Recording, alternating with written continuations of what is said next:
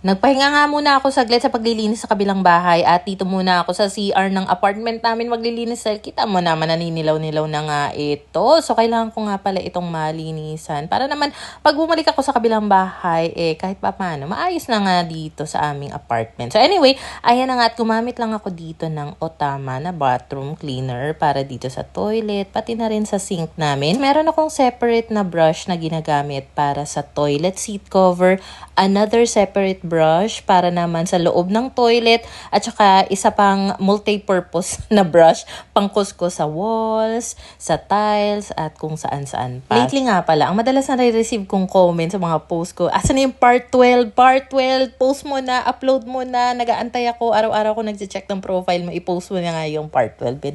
Pasensya na po talaga at hindi ko pa ma-post dahil alam nyo ba, ang nangyari kasi, nung huling beses na naglinis ako sa kabilang bahay, inabot ako ng mga 13 hours straight nakakalinis kasi nag-start ako noon before 12 midnight. Tapos natapos ako mga alauna na ng tanghali. Grabe talaga. As in talagang yung katawan ko parang bumibigay na siya sa sobrang pagod. Alam mo, inabot yata ng siguro mga 3 araw bago completely naka-recover yung katawan ko kasi latang-lata talaga yung pakiramdam ko na hindi ko talaga kaya magkikilos. Meron akong 2 toilet brush na ginagamit para sa loob ng toilet at saka sa ilalim ng toilet Another brush para lang sa toilet seat cover, yung inuupuan mismo. Ito namang hand brush, pang overall yan, pang kuskus sa tiles, sa sahig. Then recently nga, natanggap ko itong pang kuskus na ang ganda, ang nipis niya pwede sa gilid-gilid. Tapos may electric hand brush ako, lalo na kapag ayaw ko mangalay kakakuskus. May nakahang ako na basket dito from Japan Home Center and dyan na nga nakalagay yung mga cleaning brush ko. And then ito namang Seaways bathroom cleaner yung sinubukan ko.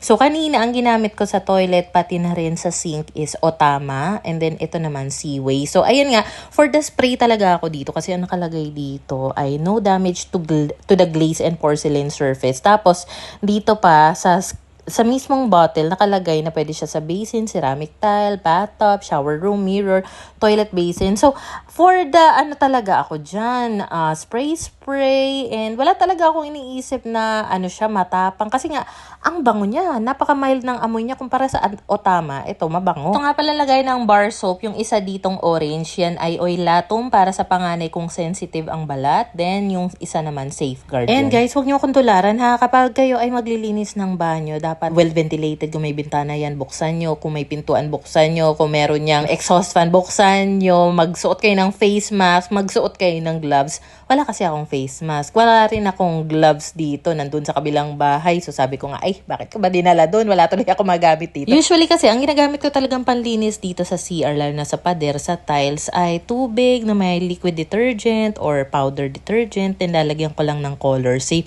So dahil meron nagpadala sa akin ng mga bathroom cleaner, syempre gagamitin ko para ma-review ko nga. So ayan na nga, pati dito sa sahig ay ginamit ko na rin itong Seaways bathroom cleaner. And in fairness naman, talagang siya, amoy floral yung amoy niya. Kaya hindi mo aakalain na masyadong matapang pala siya. Kita mo na ba, namumuti na nga yung tile sa pader. Dito kasi sa mismong bote ng Seaways bathroom cleaner, nakalagay, pwede siya sa ceramic tile, no damage to the glaze and porcelain surface. So hindi ka naman sure kung porcelain ba itong tiles na ito dahil nandito na nga ito nung dumating kami. Pero inassume ko lang na pwede siya dito.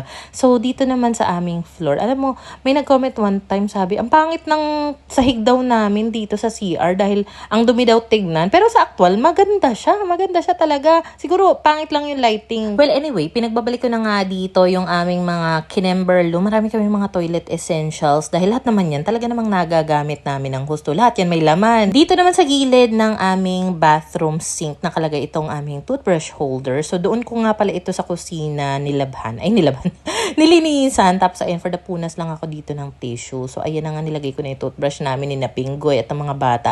Then meron pa kami isang toothbrush holder dito from Lokayupi naman. Pero ang nilalagay lang namin dyan ay mga toothpaste namin. Yung 2 para sa mga anak ko. And then yung amin, yung paubos na ay nandun sa likod. So anyway, ito nga pala ay potty trainer. Nung panganay ko pa, ang tibay niya ng mura lang. Ngayon na may bunso ako, napapakinabangan niya pa yun kapag trip niya mag-potty trainer. Dito lang din nakalagay itong aming Joy Boss mop sa gilid, pati na rin yung floor brush. And kita mo naman, namuti talaga itong wall tiles namin. Kakaloka. Eto, kinuskus ko na to kanina. Pero ang hirap talaga niyang paputuin, lalo na't deep well ang tubig namin. Meron pa siyang hawakan. Ang hirap i-maintain ito, lalo ng mga sulok-sulok, ganyan. Kaya naman I decided na i-let go na nga yun palitan siya ng ganitong klaseng timba, yung wala ng hidden spot ba na mas madaling linisan.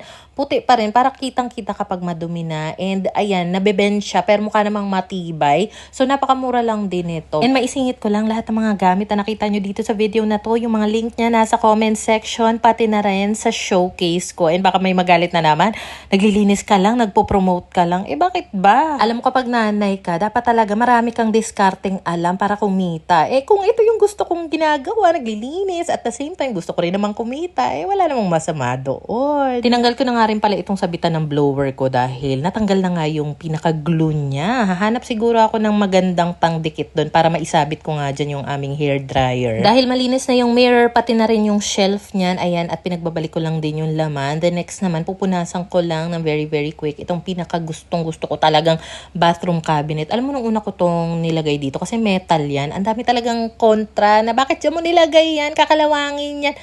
Ito, mag-iisang taon na, wala namang kalawang. Kasi naman, hindi kami naliligo na nakatayo, kaya may upuan talaga kami sa shower. Kasi nakaupo lang kami, hindi talaga yan nababasa. And as you can see, parang bagong-bago talaga, walang kakalakalawang. Tapos may mga kasama pa yung mga ganito. Kasi pang kitchen talaga yan. At saka may kulay puti din nito ha. Yung link nito, alam niyo na, nasa comment section at sa showcase. So, diyan ko nga pinaglalagay yung iba pa naming essentials. Tapos may hook pa yan. Ayun lang muna. Thank you for watching.